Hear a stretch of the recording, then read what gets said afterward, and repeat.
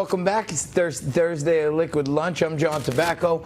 We're coming to you live as we do every day, noon to 2 Eastern, from Midtown Manhattan, high atop Midtown in Bryant Park at the Newsmax headquarters.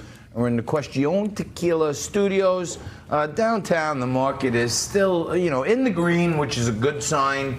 But it's still not recovering like I had hoped.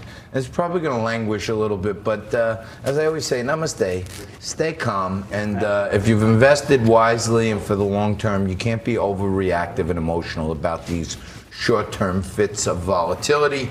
And speaking of fits, when you want to know about all the things psychological, you go to world-renowned clinical psychologist and America's psychologist, Dr. Jeffrey Gardere joins us. And Doc, we bring you in here today. We really appreciate you joining us. But thank you. You worked at the MCC. You know what's happening. Chief here. Psychologist at the MCC. I was.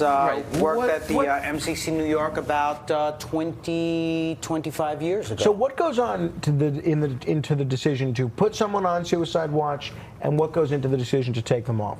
Well, normally what we were doing at the time, and I think it's probably what they're doing now, is that every inmate that comes in has to have a psychological screening. And then from there we determine what their housing will be, whether they go into general population, whether they go into isolation, whether they go into a medical unit, because as most folks know, the MCC really is about holding folks while they are on trial and then making a determination from the trial as to where they end up going, whether home or another prison or whatever the case may be. There's a word out there that there's a very low suicide rate in the MCC because a lot of the people there are under high supervision. Yeah. Now, I'm confused, Doc, because we know what all the political implications is, all these conspiracy theories that he knew all these powerful people. But how rare is it, in your experience, for someone to be taken to the New York City Medical Examiner's office with apparent suicide? So they don't need toxicology and all this stuff to see if he hung himself. Right. How rare is it for nearly a week later for them to still not be able to find a cause of death? I really couldn't answer that question, but I will tell you from what we know right now, even though they still believe that the cause of death was self-strangulation or suicide, given the fracture of the bones and where they were fractured, especially the ones under the Adam's apple, it just kind of muddies the waters a little bit, but they still believe, the medical examiner, that given the age of Epstein at the time of death, it is possible, and it still looks like a suicide, but they need more information. And given the high profile, and I stay out of the political, as Frank will tell you, but given this high profile, there is a real question as to, are you considering just the psychological aspect here, or also considering this is probably one of the most high-profile prisoners at the time in the world, or in the United States at least, and why aren't you keeping a person like that who already made one suicide attempt, so they believe, why wouldn't you keep that person on a suicide attempt, given the political, given the fact that he did make one suicide attempt? And you talked about earlier, before the break, one of the biggest indicators as to whether someone is suicidal is if they've made a previous attempt. And this guy made one right in the jail. That's right. Two questions with respect to Epstein. The first, let's assume this is a suicide.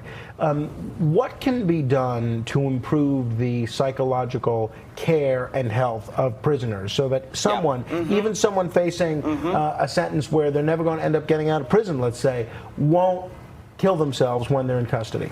Well, one of the major things, and one of the things we found out, is there is understaffing from what we know, even though they may have been fully staffed that evening, but there is understaffing at the MCC and in other federal correctional institutions. So it's about releasing the monies so that there is full staffing to take care of these individuals. And so that also means that it really is about rehabilitation, right? It really is about having a psychologist or a psychiatrist or social worker working with these individuals if they have been on a suicide watch and you pull them off, you gradually pull them off that suicide watch from constant observation to 15-minute checks to 30-minute checks to 45-minute checks, and to make sure that they're stabilized on medication, psychotropics if they're on them, antidepressant, and make sure that they are fit for the general population. Well, and here's the million-dollar question, the question that so many people in our audience are eager to get your take on.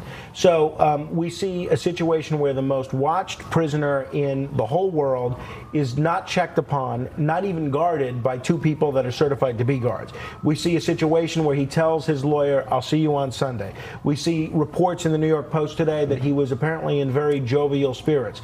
We see an autopsy report which seems to indicate that his death was much more consistent with a strangulation by homicide as opposed to a hanging. Can you, given what we know, can you leave the door open to the fact that maybe he wasn't a victim of suicide but of homicide? Well, it wouldn't be the first time something like that happened in some kind of a jail system. I don't know what the record of the BOP, Bureau of Prisons, is on that. I will tell you that the Bureau of Prisons is one of the most sophisticated forensic institutions, justice institutions in the world. And so for something like this to happen is a major debacle for them. We see that the warden has been transferred out. Some people have been suspended. So this is a real black eye for them. Normally, stuff like that does not happen to the Bureau of Prisons. That I can tell you from my experience there. They have too much sophistication for that sort of thing. Doc, just to put an exclamation point in our final minute here, does the lawyer for Epstein have to go make a case to someone like you, hey, let this guy be off suicide watch? I don't think any lawyer would want to do that. Epstein himself may have begged to come off suicide watch because it's so restrictive, but our jobs as psychologists and others associated with the mental health field is to make sure that we protect that prisoner from themselves, not other people making that decision, but the qualified people making the decision, no matter how the person may be inconvenienced, but to save their lives, even against their own will. Would you allow an accused pedophile facing 45 years who just tried to kill himself, would you let him off suicide watch after 2 weeks? I don't know what happened at the BOP. I don't want to second guess them, but I would tell you, for me, I would not have left him off of suicide watch. That's the final word from Dr. Jeffrey Gardere, and final word from me on this segment. I want to thank the good doc for being here. We'll keep bringing you all the stuff you need to know about the Epstein conspiracy theories. You're watching Liquid Lunch on Newsmax TV.